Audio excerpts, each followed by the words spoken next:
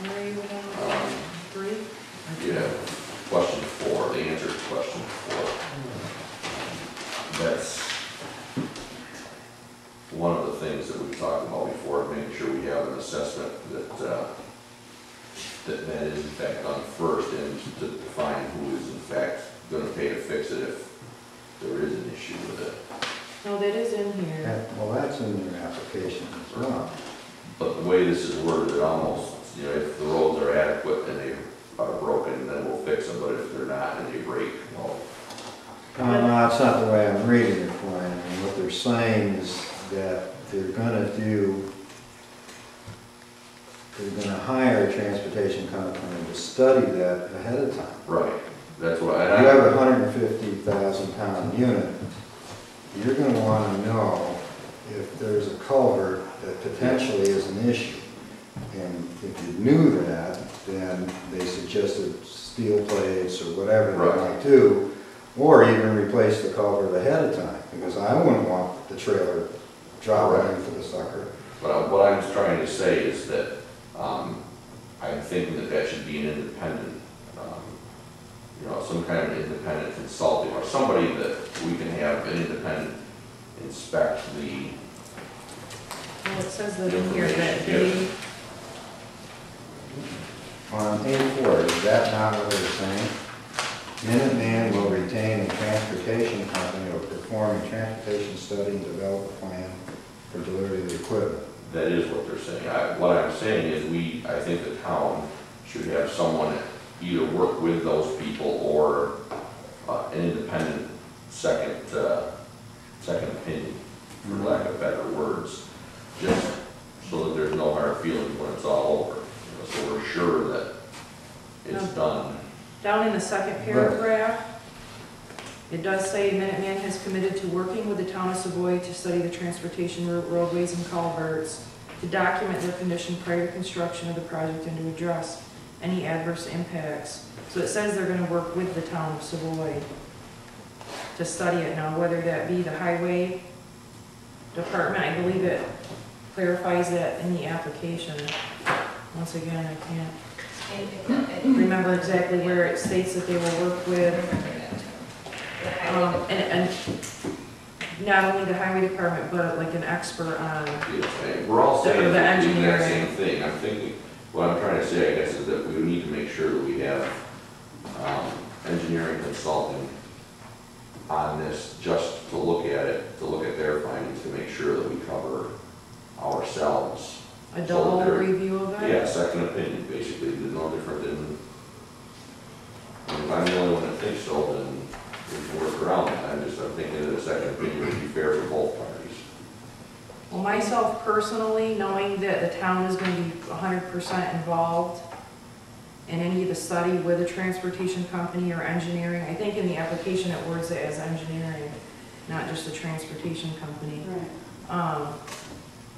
I myself feel that, I mean, it is what it is. I don't see a second. Yeah, it's all right there. Hi.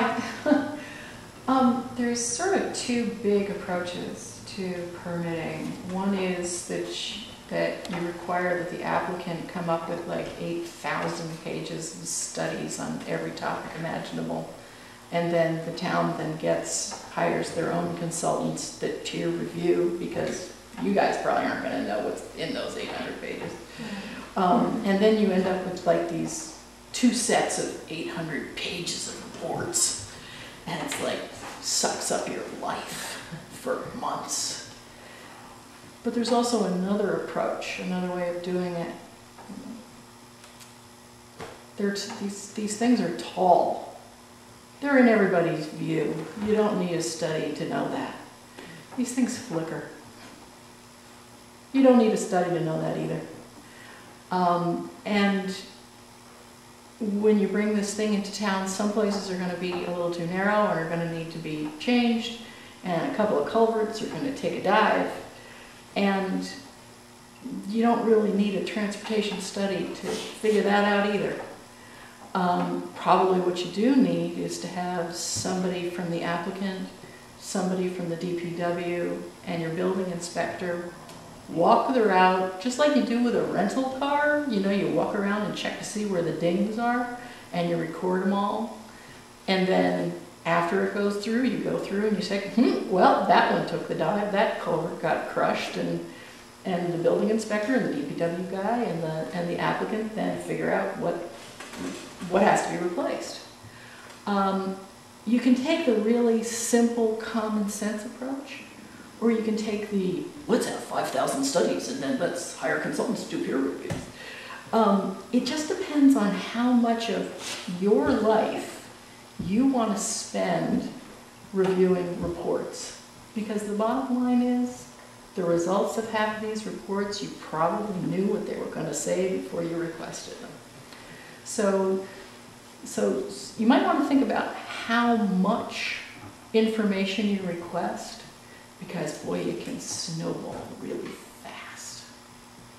Just a thought. I like the common sense approach, but I think one thing we're concerned about are the ramifications of all those common sense things that we can predict will occur. Okay, but how much is this consultant going to cost the town? Nothing. You know, based on some of the sections of the town bylaw for wind, I believe it says that the Minuteman Wind or whoever the proposed applicant is responsible for Okay, that. but don't they already have their consultants? And is responsible to help pay for an independent consultant. Their consultants, I'm sure, will do a fine job, but an independent consultant will protect the town a little bit better than having the developer provide all the information that they are proposing their development with. And so far, that's what we have. And not that it may not be accurate, we just need to find someone to be sure that it is.